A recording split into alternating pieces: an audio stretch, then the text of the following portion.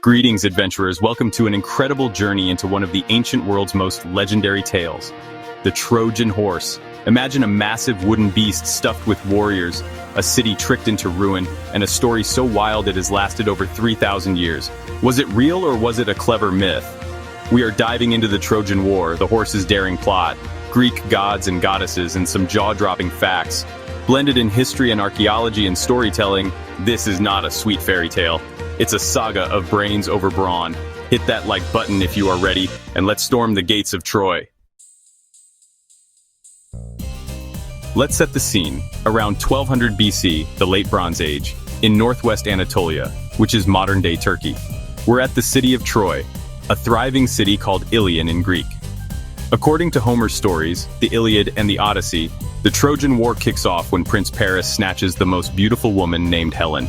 She is the wife of King Menelaus from Sparta, Greece. Don't forget to check out the other side of the story, written by Roman poet Virgil. He traces the adventures of a Trojan soldier named Aeneas and introduces us to the giant horse. The famous quote by poet Christopher Marlowe says it all: "Her beauty launched 1,000 ships." The Greek army, led by Agamemnon, the king's brother, sailed to Troy to rescue Helen. Was it just for romance? Hardly. The city of Troy guarded the Dardanelles Strait, a water trade route jackpot to the Black Sea.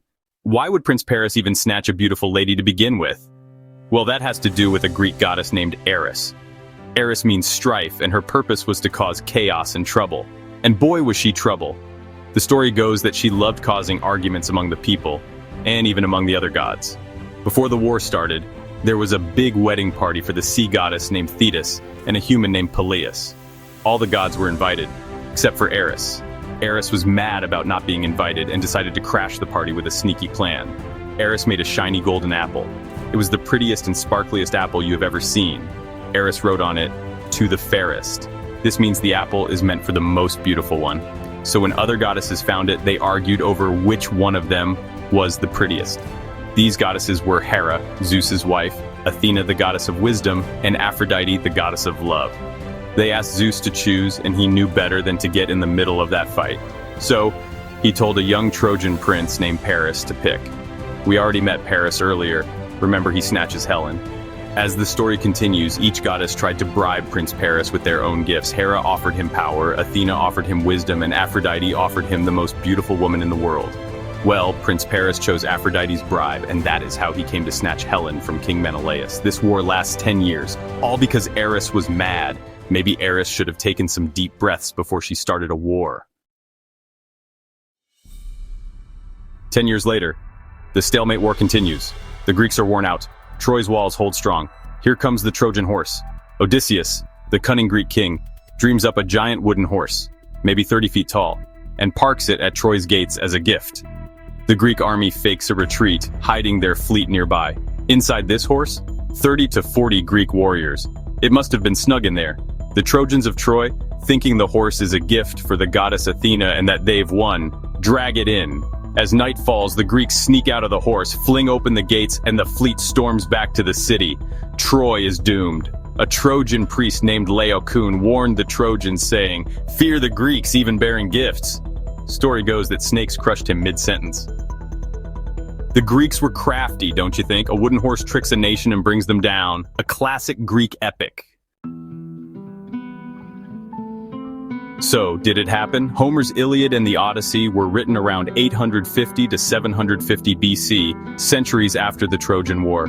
These stories blend the epic-type storytelling with echoes of a real war. The city of Troy is real. The city is located at Hisarlik, Turkey. The ruins were dug up by Heinrich Schliemann in 1871. The site shows it was burned around 1200 BC.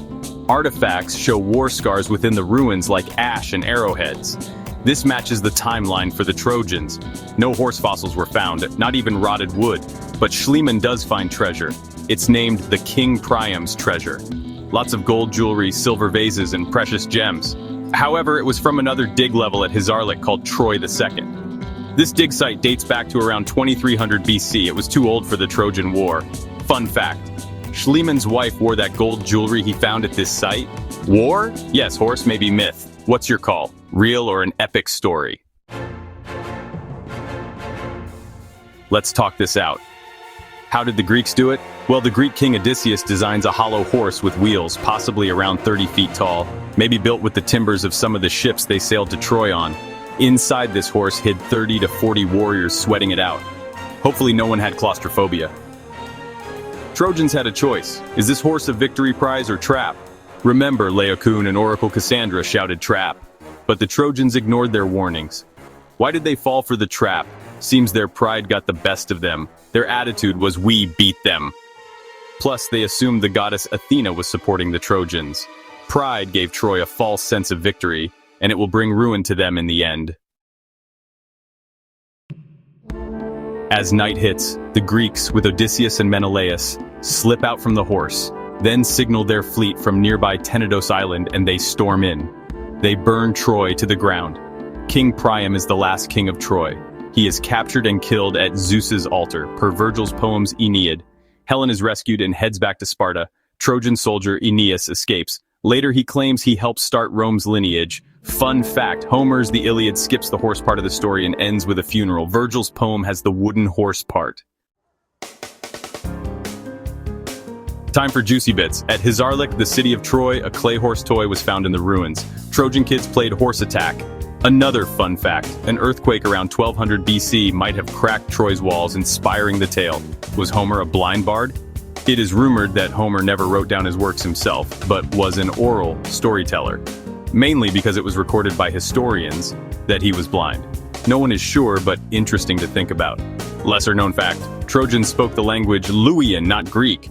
What's your favorite quirky fact? Share below. Why dig into this? Well, it involves human successes and shortcomings like pride, trust, deception, smarts, and love. Troy's fall to the Greeks, whether it was due to war or not, warns us to be aware of being overconfident. Overconfidence can lead to self-deception and ruin if we aren't discerning. Just like the Trojans. The wooden horse? Don't forget, clever planning beats brute force. Scholars say the war was real, the wooden horse is a maybe. The truth is, it's probably more history meets poetry. That's the Trojan Horse, History Adventurers. It happened around 1200 BC, maybe a wooden horse was involved, but definitely a war toppled Troy. From Homer's epic story to Hisarlik's ashes, it's a tale of wit, ruin, wooden horses, earthquakes, and trickery. Whether it was myth or master storytelling, it's immortal. Leave your favorite fact below and subscribe for more ancient history. Hit that bell to never miss an adventure. See you next time at the Unseen Tutor.